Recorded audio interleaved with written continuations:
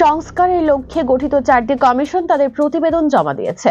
প্রতিবেদনের আলোকে আগামী 1 মাসের মধ্যে সংস্কারের রোডম্যাপ প্রকাশ করবে অন্তর্বর্তী সরকার। বুধবার ঢাকার ফরেন সার্ভিস একাডেমিতে 4 সংস্কার কমিশনের প্রতিবেদন নিয়ে সাংবাদিকদের ব্রিফিংকালে এই কথা জানান পরিবেশ উপদেষ্টা রিজওয়ানা হাসান।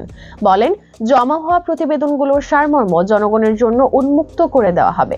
এর মধ্যে সরকার কতটা সংস্কার করবে আগামী 1 মাসের মধ্যে তার একটা রোডম্যাপ দেওয়া হবে। উপদেষ্টা বলেন, যে রিপোর্টগুলো তাদের কাছে এসেছে সেই কমিশনের প্রধানেরা স্বাধীনভাবে কাজ করেছেন। এখন কমিশন প্রধানরা সেই রিপোর্টগুলো নিয়ে বসে এখান থেকে পরবর্তী পদক্ষেপ কি হতে পারে, কোথায় কোথায় তাদের প্রাধান্য দেওয়া উচিত তারা ঠিক করবে। বৃহস্পতিবার 6টি কমিশনের কাজের সময় আরও 1 মাস বাড়িয়ে দেওয়া হবে। তিনি বলেন, সংস্কারের যে প্রক্রিয়া শুরু হয়েছে তার কনটেক্সটটা হচ্ছে একটা গণ অভ্যুত্থান। এখন যদি তাদের একটা আইনি কাঠামো ধরে বলা হয় সংবিধানের এই অনুচ্ছেদে এটা আছে, সেভাবে করতে হবে, তাহলে গণ অভ্যুত্থানের যে চেতনা, যে আকাঙ্ক্ষা, সেটা এন্ডোর্স করা তাদের জন্য দুরূহ হয়ে পড়বে। গণ অভ্যুত্থানকে তারা হৃদয়ে ধারণ করছেন।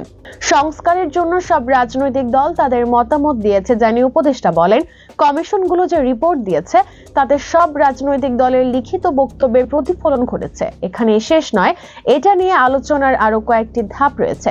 ব্রিফিং এ উপস্থিত আইন উপদেষ্টা ডক্টর আসিফ নজরুল বলেন, তাদের কর্মপরিকল্পনার 4টা ধাপ ছিল। একটা হচ্ছে কমিশনগুলো তাদের রিপোর্ট প্রণয়ন করবে, সুপারিশ দেবে। দ্বিতীয় হচ্ছে কমিশনের প্রস্তাবের ভিত্তিতে রাজনৈতিক দলগুলোর সঙ্গে ঐক্যমত্য প্রতিষ্ঠার জন্য আলোচনা হবে। ঐক্যমত্যের ভিত্তিতে প্রয়োজনীয় আইন এবং নীতি প্রণয়নের কাজ শুরু করবেন। তাদের প্রত্যাশা আছে তারা পুরো কাজটা সম্পূর্ণ করে যেতে পারবেন। নির্ভর করছে রাজনৈতিক দলগুলো কতটুকু সংস্কার করতে পারে। এদিকে রাজনৈতিক দল নিষিদ্ধের ব্যাপারে রিজওয়ানা হাসান বলেন, কাউকে টার্গেট করে বিচার হচ্ছে না, স্বচ্ছ প্রক্রিয়ার মধ্য দিয়ে বিচার হচ্ছে। যেহেতু কোনো রাজনৈতিক দলকে নিষিদ্ধ করা হয়নি, কাজেই রাজনীতিতে কোনো দল কোন অবস্থানে কিভাবে থাকবে সেই সিদ্ধান্ত রাজনৈতিক দল নেবে। এটা অন্তর্বর্তীকালীন সরকারের উপর নির্ভর করছে না।